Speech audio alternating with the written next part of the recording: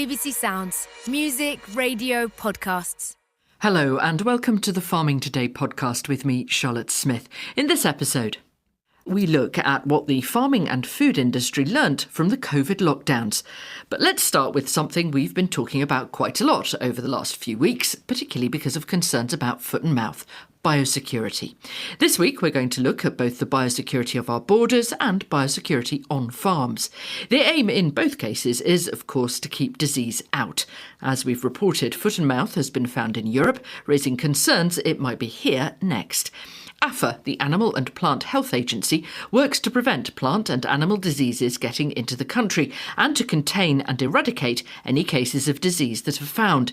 It's their teams, for instance, which identify and deal with farms which go down with bird flu. Aled Edwards is head of delivery for APHA in England. So for us, we're doing a lot of horizon scanning, doing a lot of surveillance of what's happening around Europe and what's happening around the world. The most important thing is to prevent that disease getting to the country. So we do that through our border controls. So everything that comes into the country needs to be certified. So if we can prevent it, responding to it is obviously a lot easier. As that disease gets closer, our risk status is increased. For example, with foot and mouth, with what's happened in Germany and more recently in Hungary, our risk status is at medium, and we make sure then that we are taking the right approach to making sure that that disease does not get into this country. You know, we think that 66% of human diseases originate from animals and they're zoonotic, so we need to be watching really carefully to see what is spreading and what's emerging in different countries and how that's possibly approaching the UK and the risk level to us. There have been concerns recently that illegal meat's getting through and that actually some products from Germany are getting through when they shouldn't be. How much of a risk and a worry is that?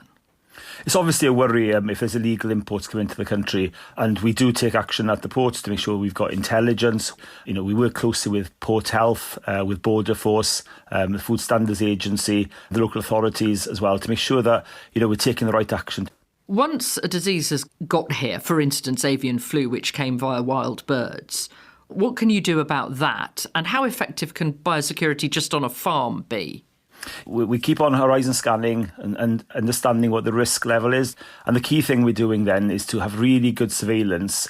And that's not just government, that is heightened vigilance for the public as well. Get early notification so we can get out there quickly, contain the disease. And if we've contained it effectively and nipped it in the bud, then the response is a lot smaller, a lot quicker and a lot less impact on everybody else.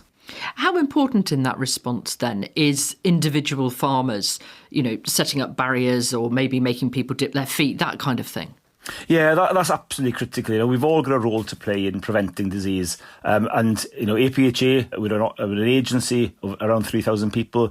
But when you think there's over 250,000 holdings in England, you know, we can't be out there checking everything. So we have to work closely, and we have a really good working network with the private veterinary surgeons, and they're a key support network in that.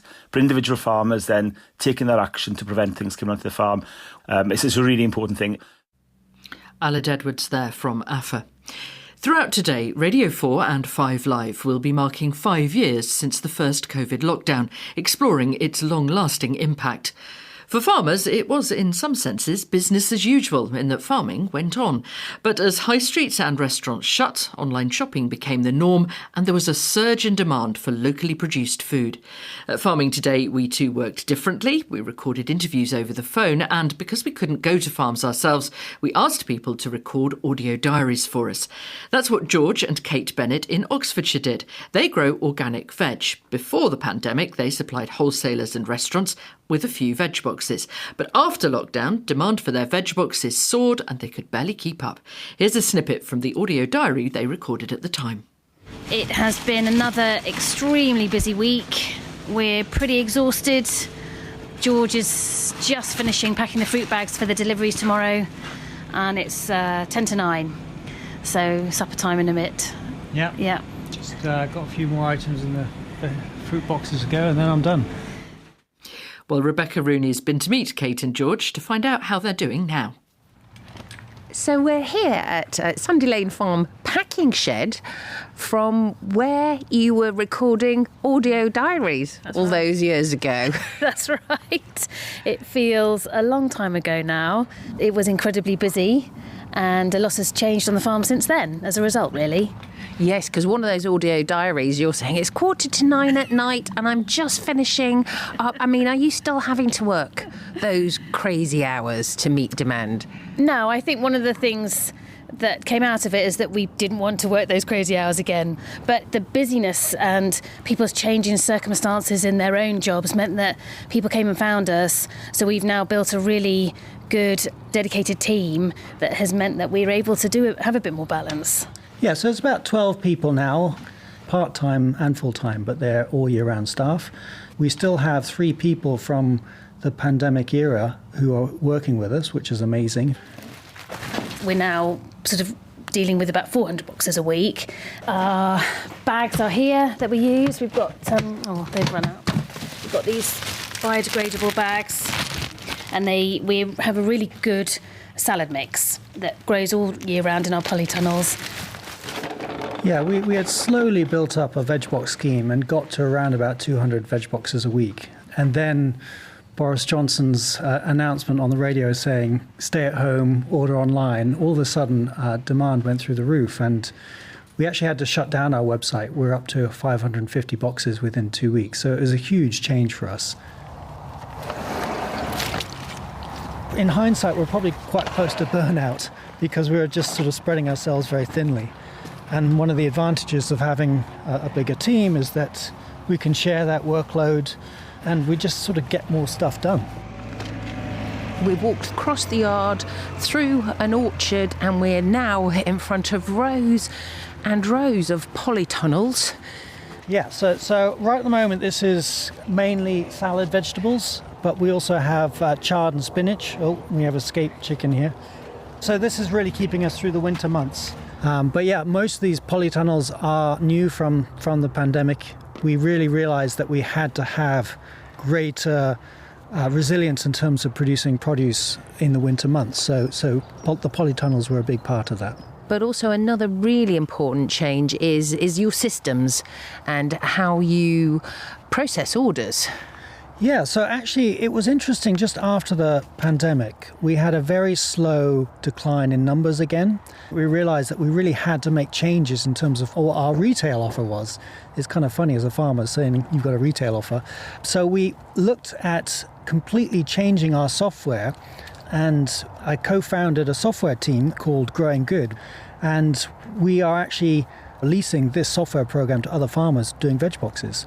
We're now completely paperless, so all of our packing is off tablets, all of our delivery is not with paperwork, it's with an app on tablets as well. Overall, it sounds as though you've come out the other side a better business. We're definitely more resilient. Yeah. I do think that George and I both believe we would have got to where we are, but it would just have taken a lot longer. Kate and George Bennett. Well, that first lockdown came at the beginning of the season for many fruit and veg growers and meant the workers they were expecting from abroad couldn't get here. The first meetings about what to do were held right at the beginning of lockdown. Jack Ward from British Growers was there and told me the challenges they faced. Well, I suppose initially it was pretty chaotic, but looking back through my notes, I mean, what's interesting is that within 48 hours of the lockdown being announced, we were having a meeting with the Secretary of State, which at that stage was George Eustace. And one of the things right at the top of the agenda was this question of, we've got an entire nation to feed through the summer. How on earth are we going to deal with this, knowing that the vast majority of pickers who would harvest these crops weren't in the country? I think at the end of March, we had a calculated guess and said about 10% were in the country. So we were staring down the end of a barrel, and it was quite a scary moment. And that led to the Pick for Britain initiative. It did, yes. I know the Secretary of State was very keen on this concept of a call for arms, appealing to people to come out and help at the moment of a crisis. The King actually rode in behind it on the following day and urged people to come and help out with the harvest. If we are to harvest fruit and vegetables this year, we need an army of people to help. I do not doubt that the work will be unglamorous and at times challenging, but it is of the utmost importance, and at the height of this global pandemic, you will be making a vital contribution to the national effort. The then Prince Charles. So you launched this in the May. Did it work? Yes, I think it did. It did. We had 365,000 hits in about the first 48 hours. It did actually collapse the website as far as I remember. The most success came from people who were working outside. People were coming in from the construction sector, from gardening. And then once it was confirmed that you could collect your furlough and go out and work, I think that sort of opened the floodgates. And there was a steady flow of people coming forward as industry started to restart. People drifted away. I know when the hospitality industry got underway, there was a bit of a tussle for workers. I remember one grower ringing me up saying that he had seen people from the hospitality sector coming out into the field, recruiting his pickers to go and work in some of the seaside resorts. So, it was tricky times. People scraped through. They got people in who were very inexperienced, who hadn't done this before. But the challenge of getting the crops in and making sure that the shelves were stocked was just enormous. Did we learn anything from it? I would think as businesses, there were a lot of lessons learned about how to be resilient. I mean, what was extraordinary was, give or take, the industry barely skipped a beat in terms of its ability to live for food. But I would think internally, systems are more robust. People are more aware of the potential for shocks to the system. I think as a nation, I do wonder, here we are, we're still having a conversation about seasonal labour. I know it's been fixed for the short term, but we're still having these conversations. I don't think it's fully realised that actually, the sort of jobs that needed to be done aren't those that generally people from the UK want to do, hence the need to recruit people from other parts of the world who are prepared to do this work. Jack Ward. And as I say, you can hear more looking at lockdown and its legacy here on Radio 4 and over on 5 Live today, or search BBC Sounds for Lockdown's Legacy. That's it from us. I'm Charlotte Smith. The producer is Rebecca Rooney, and Farming Today is a BBC Audio Bristol production. Now over to the BBC Weather Centre for the Farming Today 5-day forecast.